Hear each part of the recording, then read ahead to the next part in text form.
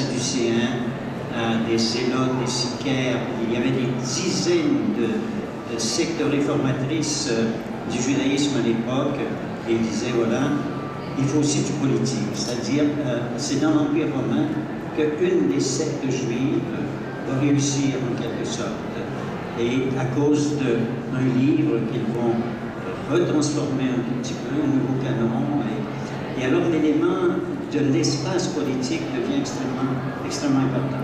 Alors moi je vais lire une petite section ici sous le titre du louage et délouage du religieux, du politique et du militaire.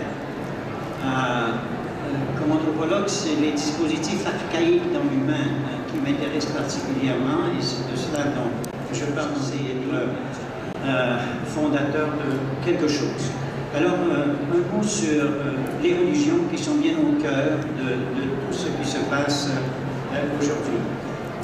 Alors, les religions, le christianisme tout autant que l'islam, l'hindouisme ou les religions des ancêtres ont contribué dans les temps anciens à façonner tous les domaines de la vie au sein des sociétés et semblent réapparaître aujourd'hui en proposant des projets dans lesquels religion, éthique, politique et culture s'enroulent les unes dans les autres. Le chemin parcouru par l'Europe pour se libérer de l'implication du religieux et du politique fut long et sinueux, mais il n'est pas encore achevé. J'ai tout un chapitre sur la place de la religion dans les guerres d'Obama et les guerres des Occidentaux. Une théologie bien particulière auquel se réfère Obama. Un chemin semblable est en voie d'être parcouru d'une façon chaque fois singulière par chacune des grandes religions existantes. L'hindouisme, nous avons Modi, Narendra Modi, qui est dans un parti hindou pour le moment, et nous voyons comment on essaie de séculariser cela et les difficultés qu'il y a. Mais c'est vrai aussi pour l'islam et autres.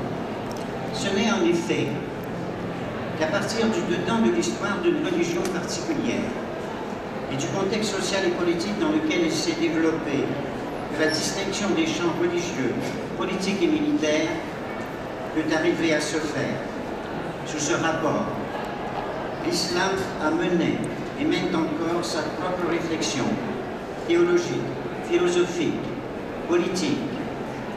Il se doit de l'approfondir afin de pouvoir arriver à dénouer les nombreux fils qui ont relié entre eux, dès le temps des origines, les espaces du religieux, du politique et du militaire. Lorsque Mohammed meurt en 632, et le calife qui va succéder, le calife éclairé, sera Abou Bakr, son beau-père, qui va être le responsable de la prière, mais en même temps le chef de la communauté et celui qui conduira les premières expansions qui auront une partie militaire, comme toutes les religions l'ont fait période de l'expansion. Lorsque Omar arrive à Jérusalem, le patriarche chrétien, on est au 7e siècle, on est en 638, seulement 6 ans après la mort de Mohammed, dit ce n'est pas possible que cette fausse religion d'un prophète, alors que la prophétie est finie, et commence cette rivalité qui ne s'est pas encore terminée entre l'islam et le christianisme. Ce sont les fils de tout cela que j'essaie de dénouer ici, en essayant de comprendre le monde chrétien, ses stéréotypes et ses préjugés à l'égard du monde musulman, mais également de l'autre côté, la réponse qui a été apportée et les transformations qu'est en train de vivre sur le plan intellectuel, politique, artistique, littéraire, l'islam. Alors c'est de tout ça, et c'est des choses extrêmement dangereuses parce que nous aboutissons à une réflexion sur pourquoi tant de violence dans l'humain. nous aboutissons à une réflexion de type philosophique, métaphysique. Cette double tension, cette pulsion de mort que nous avons en nous et qui est universelle, mais qui n'arrive pas à être contrebalancée par la pulsion de vie. Quand Yara Galban dit que son roman oppose en quelque sorte à la tragédie de la guerre